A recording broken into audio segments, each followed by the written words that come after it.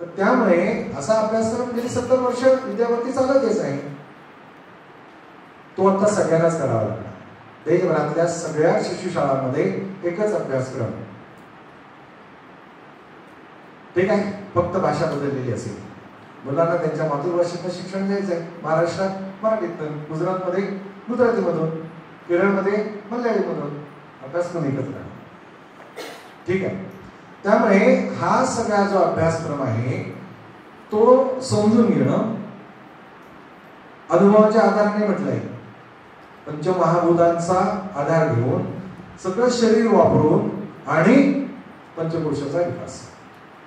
वेगळ्या भाषेत सांगायचं झालं तर मुलांनी 3 वर्षाच्या शाळेत का जायचं? 3 वर्षाच्या शाळेत मुलांनी शाळेत का जायचं? तर त्यांचा 90% बुद्धीचा विकास व्हावा. एक. दुसरं, त्यांचा भाषा विकास व्हावा. 2. तिसरा, गणन विकास. हे 3च मुद्द्यावर सगळा पाठ्यक्रम या 5 वर्षाचा आधारित आहे. त्यातले पहिले 3 वर्ष हे सगळे 3 विषय अनौपचारिक, हातात पाठी पेन्सिल न घेता. विद्यापीठाच्या भाषेत सांगायचं तर 12 व्यवस्था ज्या पंचमहाभूतांवर आधारित आहे आणि जिथं 3.5 तास मुलं त्या 12 व्यवस्थांमधून अनुभव घेतील. 3.5 तास शाळेत आणि उरलेले 21 तास 21.5 तास कुठे? घरी आणि परिसरात. ठीक आहे. त्यामुळे असा जो अभ्यासक्रम आहे जो आपल्याला मिळाला की नाही घर आणि परिसरामध्ये, तर तो या मुलांना मिळाला पाहिजे. त्यासाठी शिक्षकांचं प्रशिक्षण आणि त्याचबरोबर घराचंही प्रशिक्षण आणि प्रबोधन झालं पाहिजे. मगाशी कोणतरी ताई म्हणाली की पालक ऐकत नाही त्याचं कोण म्हणतो ऐकत नाही. विद्यापीठाचा अनुभव असा नाहीये. विद्यापीठाच्या सगळ्या ठरलेल्या पालक सरांना विचारा, सांगलीला जाऊन बघा येतात की नाही पालक. सांगलीच्या शाळेमध्ये गेली 4 वर्ष शिष्यवाटिका चालू आहे. सगळे पालक ठरलेल्या वेळी येतात आणि जे सांगतो ते सगळं करतात. काय सांगतो आपण त्यांना? मुलांची गरजा काय आहे? 3 वर्षाच्या मुलांनी शाळेत जाणं ही त्याची कशीच गरज नव्हती. आत्ता बदलत्या परिस्थितीमध्ये ती निर्माण झाली आहे, त्याची 3 कारण आहे. जसं मी म्हटलं, बुद्धीचा विकास आजच्या घरात त्यांचा होत नाहीये, आपला झाला. कारण का? आपण ज्या घरात लहानाचे मोठे झालो त्या घरात माणसं किती होती? आपलं घर आठवा. आपण 2-3 भावंड, आई बाबा, आजी आजोबा, काका काकू, त्यांची 2-4 मुलं. आज आपल्या समोर येणारी मुलं आहेत ज्या घरात वाढतायत त्या घरात माणसं किती आहेत? तीन. त्यातला बाबा नावाचा माणूस प्राणी 12 ते 15 तास घराच्या बाहेर. आणि त्या आई म्हणते मी एकटी बोलू किती. तुम्ही घरात कुठल्या भाषेत बोलता का? की व्हॉट्सअप? नक्की. माझा अनुभव सांगू का? एक बाबा संध्याकाळी घरी आला, मोबाईल चार्जिंग संपलं होतं. फ्रीजवर बोट तिथं असतो ना फ्रीज, तिथं मोबाईल लावला आणि लॅपटॉप घेऊन बसला पोचावर. थोड्या वेळाने आई घरातली सगळी कामं आवरून घाम पुसत, उन्हाळ्याचे दिवस घाम पुसत येऊन शेजारी बसली. ती बसली, आता मोबाईल तसं वेळ सगळी कामं संपल्यानंतर काय करायचं? मोबाईल. आणि इतक्यात बाबाचा मोबाईल फ्रीजवरचा वाजला. बाबा उठल्याने गेला तर बघितलं तर तिथे एक मेसेज होता. काय? आता उठलाच आहात तर फ्रीज मधलं थंड पाणी घेऊन या. हा आता घराघरातला संवाद आहे. घरात माणसं किती बोलतात बघा, कशी बोलतात बघा, कुठल्या भाषेत बोलतात बघा. मी एका घरी गेलो कल्याणला आणि बसलो होतो दुपारी 1-1:30च्या दरम्यान. ती 2-2.5 वर्षाची मुलगी आत आली, आतनं बाहेर आली. मी जिथे बसलो त्या खोलीत आली. तिनं माझ्याकडे बघितलं, मला बघितलं आणि म्हणाली, आबा तू कधी आलीस? मी माझ्याकडे बघितलं. माझ्यात काय बदल झाला का? मुद्दा लक्षात नाही, त्याच्यात काय बदल नाही झालेला.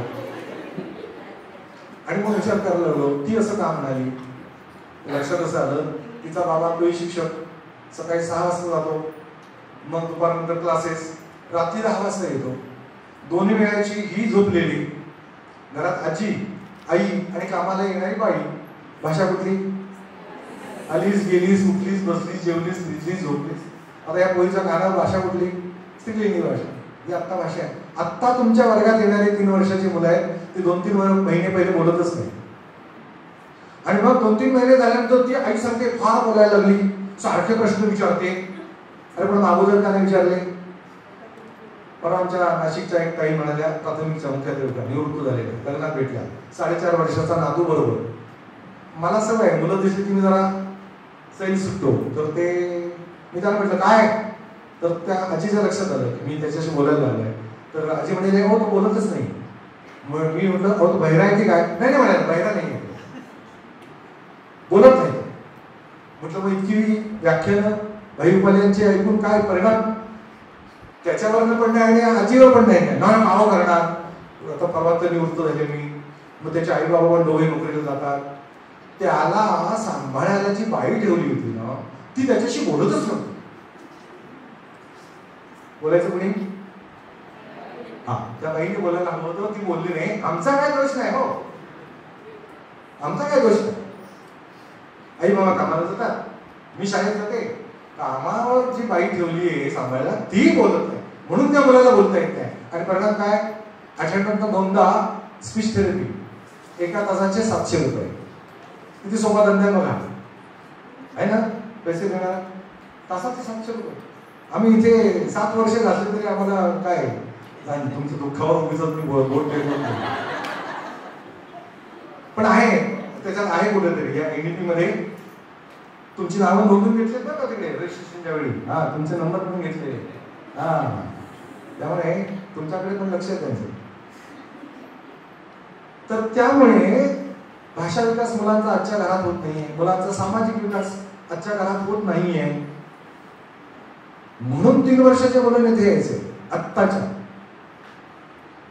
भारतीय शिक्षण काय होतं अगोदरचं? घरी शाळा होती. या पार्श्वभूमीवर आता मुलं येत आहेत किंवा अधिकृतपणे जी येतील तेव्हा त्यांना काय द्यायचंय, तर त्या स्तरावरची जी कौशल्य आहेत ती द्यायची आहे. म्हणजे भाषा कौशल्य असेल, गणन कौशल्य असेल, ही कौशल्य या स्तरावर त्यांना मिळाली पाहिजे. आता काय बघतोय आपण, 4थी 5वीच्या मुलांचा गृहपाठ कोण करतोय? दुपारी सांगितलं तुम्ही, आई वडील. गृहपाठ आई वडील. शाळेत कोण करणार? मुलं. गृहपाठ कोण करणार? आई वडील. परीक्षा कोण द्यायची? जागा आपण दिली. मुलाला काय उगीचा त्रास?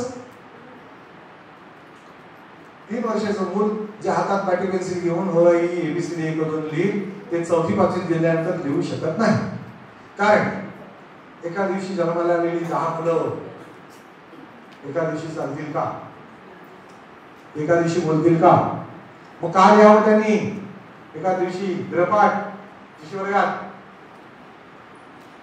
देतो ना आम्ही का? आई मागते म्हणून. तिला काय कळतं शिक्षणातलं? मॉन्टेसरी कोर्स कोणी केलाय? प्रमाणपत्र कोणाकडे आहे? आमच्याकडे आहेत ना. मग शिक्षणाचं अधिकृत प्रशिक्षण कोणी घेतलंय? आम्ही घेतलंय ना. D.Ed B.Ed कोण झालंय?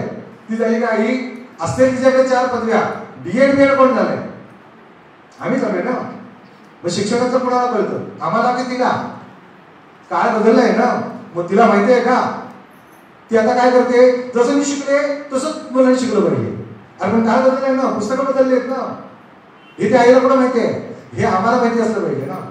तर मग आईशी संवाद करताना आपल्याला आत्मविश्वास म्हणू ना की बाई तुम्ही शांत राहा, हे आमचं काम आहे, आम्हाला करू द्या, आम्ही जे सांगू ते तुम्ही करा. हे जोरात सांगता आलं पाहिजे. सांगत नाही आहे, इथं गडबड आहे. शिक्षणशास्त्राचे अधिकृत प्रशिक्षण आम्ही घेतले. त्यांनी डिक्टेट नाही करायचं काय करायचं ते. पाठ्यक्रम 2007 सालचा पाठ्यक्रम आहे. काय त्याची स्थिती आहे? सर्वंकष, सातत्यपूर्ण आहे. आठवतात शब्द? गेले गेले काळाच्या पडद्यात ते शब्दच गेले. 2007 साली बालक केंद्रित, क्रिया आधारित, क्षमता, दृष्टी हे 3 झालं तर ज्ञान रचना. काय बरोबर ना? आहे पुढे बापूस आहे राहिला काय त्याचा? आत्ताची पुस्तकं जी आहेत, अगदी आज जे पुस्तक आहे ते सुद्धा काय आहे, कशासाठी आहे? पोर्शन संपवण्यासाठी आहे की क्षमता विकासासाठी आहे? पहिली दुसरी शिक्षक सांगा, यांना विचारणं माहितीच नाही शिष्यवर्गाच्या शिक्षकांना. त्यांचं दुःख वेगळंच आहे. सांगू का तुमचं दुःख त्यांना? प्राथमिकच्या लोकांना तुमचा प्रतिनिधी म्हणून सांगतो. नाही तर कोणी सांगा, हे सांगणारच नाही त्यांना. सगळ्या शिष्यवर्गाच्या ताईंचं दुःख हे आहे की नाही आम्हाला हे सगळं करायचंय, पण काय ते प्राथमिकचे शिक्षक सांगतात, पहिलीचे शिक्षक नीट तयारी करून पाठवा.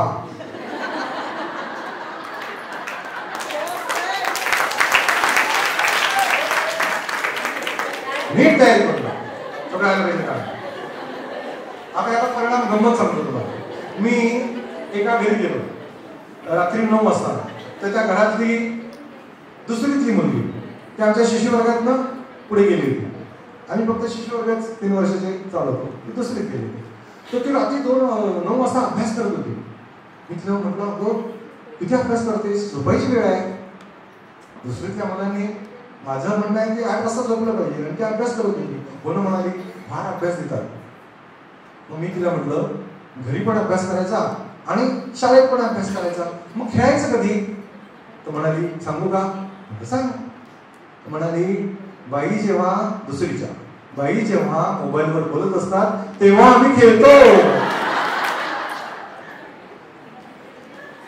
मला प्रश्न पडला की दुसरीच्या बाईंना एवढा वेळ मिळतो कसा? आणि मग माझ्या लक्षात आलं आमच्या शिशुवाटिकेच्या ताईंचं दुःख. नीट तयारी करून पाठवा. आम्ही पाठवलं तयारी करून, ABCD अ आई 1 2 रसा तळाला पार घेऊन ठेवलेला त्याने शिशुवर्गात असल्यापासून.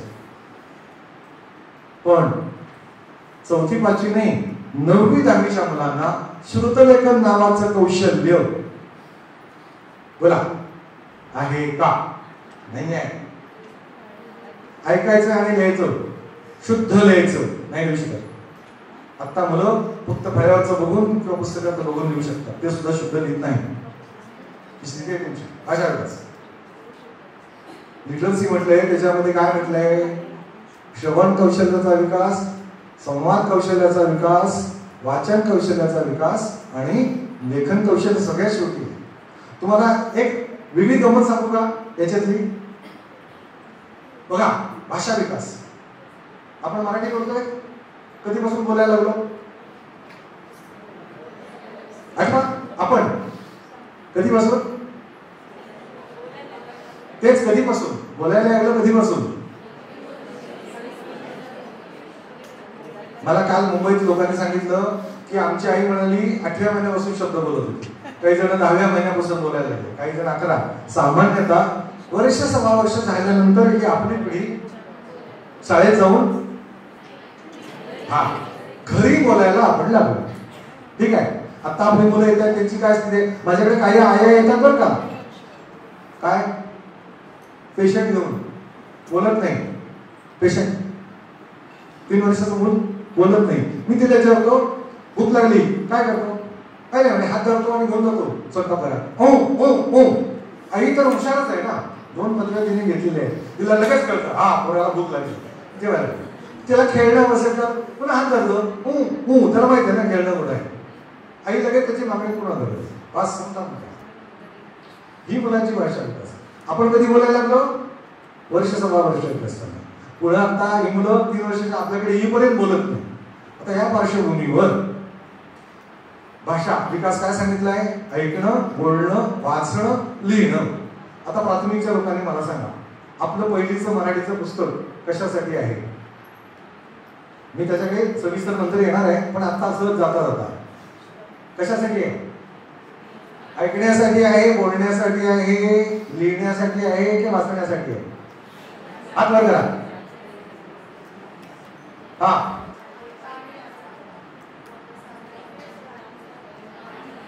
अजून कुणाला काय? मराठीचं पहिलीचं पुस्तक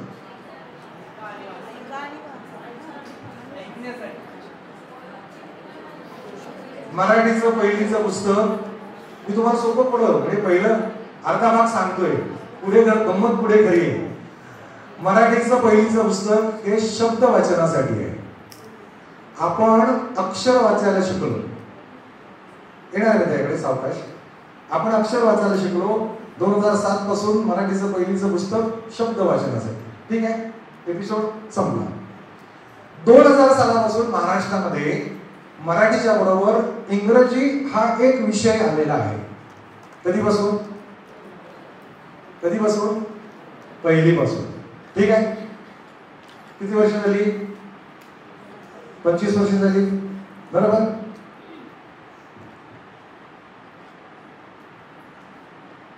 आपण शाळेमध्ये मुलांना इंग्रजी हा विषय पहिली ते 12वी पर्यंत दररोज शिकवतो ना. इंग्रजी हा विषय महाराष्ट्रामध्ये तुम्ही कधी शिकलात? कधीपासून? 5वी पासून. मी 8वी पासून शिकलो. का सांगा? का सांगा? माझ्या मास्तरांना इंग्रजी येत नव्हतं, त्यामुळे मी अहमदाबादला 8वीला गेलो. 8वी 9वी 10वी एक विषय म्हणून शिकलो. 11वी ते BA सगळं इंग्रजीतनं मुंबईत शिक्षण झालं. सुटलो एकदाचा. आता महाराष्ट्रामध्ये 1ली ते 12वी 2000 सालापासून जी मुलं दररोज एक भाषा शिकतायत, बरं का. तुम्ही मराठी कधीपासून बोलायला लागलात? किती वर्षाची असताना? वर्ष, 6 वर्ष, 1.5 वर्ष. इथं इंग्रजी हा विषय मुलं किती वर्ष शिकतायत? 12 वर्ष. मी एक प्रयोग केला. 15 साली जी मुलं डिग्री घेऊन बाहेर पडली महाराष्ट्रात, जी पहिलीला इंग्रजी विषय घेऊन पुढे शिकत गेली, डिग्री झाली, अशा मी काही मुलांना भेटलो आणि त्याला म्हटलं, बाळांनो, तुम्ही शिशु वर्गात काय शिकलाय मला माहित नाही, तुम्ही डिग्री कशात केली मला माहित नाही, पण 1ली ते 12वी तुम्ही एक इंग्रजी विषय दररोज शिकलात. आता माझ्याशी 12 वाक्य इंग्रजीत बोला. नाही नाही मागे बोलतात का मुलं? अरे आम्ही शिकवतोय ना 12 वर्ष एक विषय भाषा. ही शोकांतिक आहे आपल्या शिक्षणाची. आता पुढचा प्रश्न मला सांगा, मराठीचं पुस्तक शब्द वाचनासाठी, ठीक आहे. इंग्रजीचं पुस्तक कशासाठी? पहिलीचं.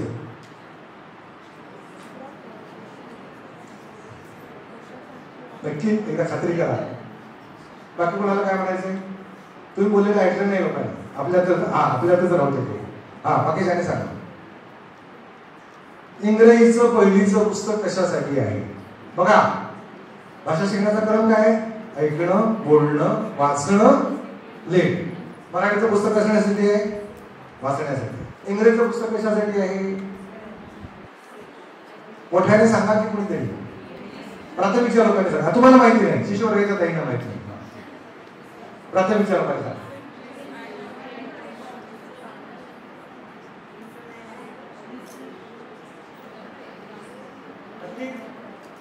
खात्री करायला. बघा, तुम्ही शाळेत काय करताय? मला तिकडे सांगायचं. पुस्तक ऐकण्यासाठी आहे. भाषा शिकायची आहे ना नवीन. माझी मातृभाषा कधी नाही आहे ना. मग मला शिकायची असेल तर पहिलं काय केलं पाहिजे? ऐकली पाहिजे. पुस्तक कशासाठी आहे? ऐकण्यासाठी. ठीक आहे, मान्य आहे. शाळेत इंग्रजी कशी शिकवली जाते? गृहपाठ. आठवा. पहिलं काय? ऐकणं आहे. मोठ्याने सांगा. लिखाण. तुम्ही इंग्रजी बरोबर उलट्या क्रमाने शिकवताय. भाषा शिकण्याचा क्रम काय? ऐकणं, बोलणं, वाचणं, लिहिणं, सगळ्यात शेवटी. पहिलीच्या इंग्रजीच्या पुस्तकात ABCD लिपी कुठे आहे? कितव्या पानावर आहे? त्याच्या अगोदर कुठे होती? हे 18 साली पुस्तक आले त्याच्यावर शेवटच्या पानावर आहे. 13 ते 18 साली पुस्तक होती, त्याच्यात पहिली दुसरीच्या पुस्तकात ABCD होती का? नव्हती. तिसरीचं पुस्तक 88 पानं, 52व्या पानावर पहिल्या वेळी लिपी A to Z हे आलं होतं. त्याचा अर्थ काय? ती 2.5 वर्ष कशासाठी होती? ऐकण्यासाठी होती. आम्ही केलं काय? प्राथमिकचे शिक्षक म्हणून माझा तुम्हाला पण प्रश्न आहे. तुमची मुलं शिकली ना इंग्रजी, मग पुस्तकं बघितली का? नाही बघितली. काळ बदललाय, पाठ्यक्रम बदललाय, आम्ही बघितलाय का? हो, नाही बघितला. गडबडीत आहे. माझा एक मित्र तो म्हणाला, माझ्या मोठ्या मुलीला शाळेने जो त्रास दिला खाजगी, मला छोट्या मुलीला द्यायचं नाही. जिल्हा परिषद शाळेत प्रवेश, आमची समान मैत्रीण म्हणाली, अरे कुठे पोरीला शाळेत घातली? ती जिल्हा परिषद शिक्षिका होती. ती म्हटलं आम्ही म्हटलं का? तो म्हणाले, आम्ही शिकवतच नाही ना जिल्हा परिषद. म्हटलं आम्हाला तेच तर हवंय ना, तुम्ही शिकवूच नका, पोरं शिकतात. बघा तुम्ही जिल्हा परिषद शाळा 10:30 भरते, मुलं 8:30 पासून शाळेत असतात. करतात काय? अनेक गोष्टी शिकतात, पुस्तकाच्या बाहेरच्या अनेक गोष्टी. त्याने शाळेत ही 13 सालची घटना आहे. शाळेत गेली, दोघं नवरा बायको, पुस्तकं उशिरा आली, पहिलीची ऑगस्ट सप्टेंबर मध्ये आली. दोघांनी शाळेत जाऊन सांगितलं जिल्हा परिषद शिक्षकांना, काय तुम्ही आमच्या मुलीला लिहायला शिकवायचं नाही, जमलं तर पुस्तक जसं आहे तसं शिकवा. परिणाम त्या मास्तरने शाळेत जाऊन घरी जाऊन पुस्तक बघितलं आणि त्याच्या लक्षात आलं की अरे खरंच पुस्तकात लिखाणच नाहीये. आहे काय? शब्दवाचन, त्याला चावडी वाचन, पूरक, हे एवढे ढीक मी स्वतः बघितले. तुम्हाला आश्चर्य वाटेल, ती पोरगी मार्च महिन्यामध्ये काल रात्री छापलेलं वर्तमानपत्र वाचत होती. आणि आता आपला अनुभव काय? मुलांना मराठी वाचता येत नाही आणि इंग्रजी वाचता येत नाही. जसं पुस्तक आहे तसं शिकवायला आम्हाला अडचण काय? इथं गडबड आहे. आणि म्हणून येऊ घातलेल्या काळामध्ये मुळात शिशुशिक्षण हा विषय जो आहे, मुलं 0 ते 6, पुन्हा आठवण करतोय, 0 ते 6 90% बुद्धीचा विकास, हे लक्षात घ्या. आत्ता ते घरात होत नाही, म्हणून इथं शाळेमध्ये 3.5 तास अनौपचारिक मोटर डेव्हलपमेंट स्किल्स, ठीक आहे, अनौपचारिक भाषा विकास, अनौपचारिक गणन विकास, यासाठी आपण स्वतंत्र एक दिवस दिला आहे. भाषा विकास आणि गणन विकास प्रात्यक्षिका सहित तुम्हीच ते करायचं आहे. ठीक आहे, मी सांगेन ते करायचं आहे. इथे येऊन समोर येऊन करायचं आहे. जमेल ना? जमेल, मी तयारी करून घेईन. त्या अगोदर 5 दिवस सर्वांगीण विकास म्हणजे काय, सर्वांग कुठली, त्याची चर्चा करणार. पुन्हा प्रात्यक्षिक असेल. ठीक आहे. सामान्यतः दररोज पुढे उद्यापासून पहिलं सकाळचं सत्र असेल 1.25 तासाचं, 9 वाजल्यापासून 10:30 पर्यंत. वंदना प्रार्थना झाल्यानंतर मांडणी होईल एका विषयाची. त्यानंतर प्रत्यक्ष मुलांच्या सहभागाने त्याच्यावर आधारित प्रत्यक्ष ऍक्टिव्हिटीज, क्रियाकलाप घेतले जातील. ते तुम्ही बघायचे, निरीक्षण करायचं आणि नोंदी करायच्या. ते क्रियाकलाप झाल्यानंतर उरलेल्या वेळात त्याच्यावर आपल्याला पुन्हा एकत्र बसून चर्चा करायची. तुमची काही प्रश्न असतील, शंका असतील, काही स्पष्टीकरण हवी असतील किंवा तुमची निरीक्षण असतील तर त्याच्यावर चर्चा करायची. सामान्यतः 12:30 पर्यंत दुसरं सत्र चालेल. तिसऱ्या सत्रामध्ये, जेवणाच्या नंतरच्या सत्रामध्ये, त्या कोशावर आधारित जे तुम्ही खेळ किंवा क्रियाकलाप मुलांनी केले त्याला लागणारं साहित्य कसं निर्माण करता येईल, सगळ्या गोष्टी बाजारात नाही आणायच्या, पालक सुद्धा देतात. त्याच्यातनं आपल्याला काय नवीन करता येईल ते होईल. आणि त्यानंतरच्या सत्रामध्ये पुन्हा त्याला पूरक, सकाळी मांडलेल्या विषयाला पूरक एका विषयावर पुन्हा मांडणीचं सत्र होईल. पाऊस नसेल तर काय, प्रत्यक्ष मैदानात त्या कोशावर आधारित काही खेळ तुम्ही प्रत्यक्ष खेळायचे आहेत. पण आज सूचना देतो का, कित्येक वर्षांनी तुम्ही मैदानात प्रत्यक्ष खेळणार. आपल्याला 10 दिवसाचा वर्ग पूर्ण करायचा आहे. तुम्ही मैदानात गेल्यानंतर तुमच्या लक्षात येईल, मी 8वीत खो-खोपटू होते, जिल्हा स्तरावर खेळले होते, राष्ट्रीय स्तरावर खेळले होते. वगैरे वगैरे. तर ते त्याला बराच काळ गेलेला आहे.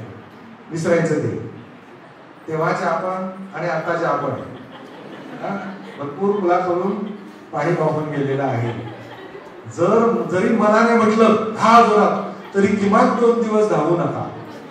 2 दिवस जरा काय म्हणतात तब्येती जरा सांभाळून करा, मग बघू पुढे काय करायचं. तर म्हणून पाऊस नसेल, शक्य असेल तर पुढे अर्धा पाऊण तास तेच खेळ मैदानात. याचं कारण असं आहे, मुलं जे करतील तेवढ्यावर तुम्हाला शिदोरी पुरणार नाही. प्रत्यक्ष अजून काही तुमच्या डायरीमध्ये जर अनेक खेळ आले तर त्याचा उपयोग प्रत्यक्ष शाळेमध्ये आपल्याला होणार आहे. तर त्या दृष्टीने आपण सगळ्यांनी तयारी, मानसिक आणि शारीरिक तयारी करून यायची. मला उद्या याच रचनेमध्ये सगळे बसून हवे. ठीक आहे. त्याच्या गाड्या वगैरे आहेत, तेव्हा तिकडे एखादा कक्ष घ्या, तिथं सामान ठेवता येईल. पेन आणि डायरी, पाण्याची बाटली पण नको. का ते उद्या कळेल तुम्हाला. हे जे कोश विकसित झालेले आहेत ना, ज्याचा विकास करायचा आहे, त्याच्यामध्ये पुन्हा संयम, धीर धरणं पहिलं कुणामध्ये आलं पाहिजे. हा, आता तुम्ही सगळे आता मांडी घालून का बसले, म्हणजे मी तुमची खरं म्हणजे माफी मागितली पाहिजे. मी पण मांडी घालून बसणं अपेक्षित आहे, पण बोलण्याची व्यवस्था म्हणून मला इथे खुर्चीवर बसावं लागतंय. तुम्ही का बसलात मांडी घालून सांगा बरं. म्हणजे तुम्ही असं कारण सांगा की जे मागे आता खुर्चीवर बसलेत ना, त्यांना पण खाली बसावं असं वाटतं. असं काहीतरी कारण सांगा. मांडी घालून का बसायचं.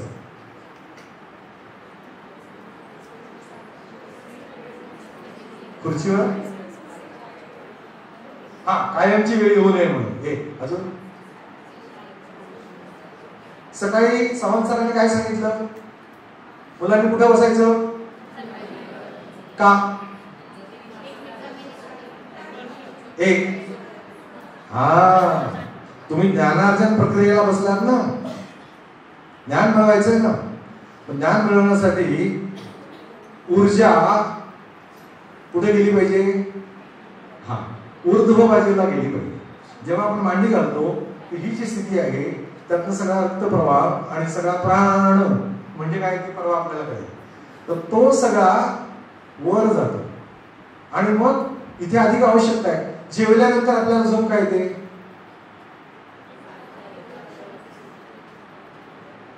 ग्लानी येते. मी बघितलं ना मागच्या सत्रामध्ये किती जणांना ग्लानी आली तिथे. शक्य असते तर, म्हणजे शक्य नव्हतंच ते, ज्याला वामकुक्षी म्हणतात, डाव्या कुशीवर पटणं नाही, पुण्याचा नाही उद्या करत 1 ते 4 चा. तर त्यावेळी अन्न पचन करण्यासाठी सगळा रक्तप्रवाह म्हणजे सगळी ऊर्जा इकडे येते आणि मग मेंदूला ती ऊर्जा कमी पडते, ती ग्लानी असते. ठीक आहे. तर त्यावेळी आपलं शरीर ती ऊर्जा कुठे लागते त्याची चर्चा येणार आहे पुढे. म्हणून मांडी घालून बसणं म्हणजे काय, एक तर ज्ञानार्जन आहे, त्यासाठी लागणारी ऊर्जा खुर्चीवर बसून मिळत नाही. ठीक आहे. म्हणून खाली बसायचं. मुलांनी खाली का बसायचं तेच काय. ठीक आहे. मुलांनी मांडी घेऊन खाली बसलं पाहिजे. तुम्ही मला सांगा बरं, प्राथमिक वर्गाने तुमच्या पहिली दुसरीची मुलं बाकावर बसतात. बाकात किती वेळ बसतात. सलग 10 मिनिटं मुलांनी बसलेलं मला दाखवा. ती बसतात नावाला, पुन्हा उठतात. बऱ्याच गोष्टी उठल्या उठल्या चाललेल्या असतात त्यांच्या. बाकावर बसतच नाहीत ते. त्या आई वडिलांना एकदा निरीक्षण करायला बोलवलं पाहिजे की तुम्ही आग्रह करता बाकाचा, तर पोरं बाकाचा काय करतात. पोरं बाकात बसतात का. तर त्याच्या अनेक समस्या आहेत मुलांच्या सुद्धा, त्या संदर्भातल्या. त्याची चर्चा यथावकाश होईल. वेळ संपलेली आहे. जास्त वेळ झाली ना. हो आम्ही हा 15 मिनिटे जास्त झाले. ते सावंत सरांसारखंच माझं पण आहे. मला भानच राहत नाही बोलताना. पण मला वाटतं मी एक फार वावगं नाही बोललो. हा नाही ना. हो की नाही सांगा की. वावगं बसून तर सांगा, म्हणजे उद्यापासून काय करायचं ते ठरवू. तुमच्यापैकी कोणाला तर बोलू इथे आणि सांगा मी बसून राहते. तर मला वाटतं तुम्हाला कंटाळा नाही आला ना? जागे आहात ना सगळेजण? त्यामुळे इथून उद्दिष्ट दिल्यानंतर घरीच जाणार ना सगळे असं. तर काही जण कुठे इकडे तिकडे जागे नसल्यामुळे हो, तर असं होऊ नये म्हणून आणि उद्या उत्साहाने सगळे यावेत ही पण अपेक्षा आहे. आपल्या प्रत्यक्ष मी पार्श्वभूमी तयार केली पुढच्या दिवसांची. तर काय कोणाला विचारायचं आहे?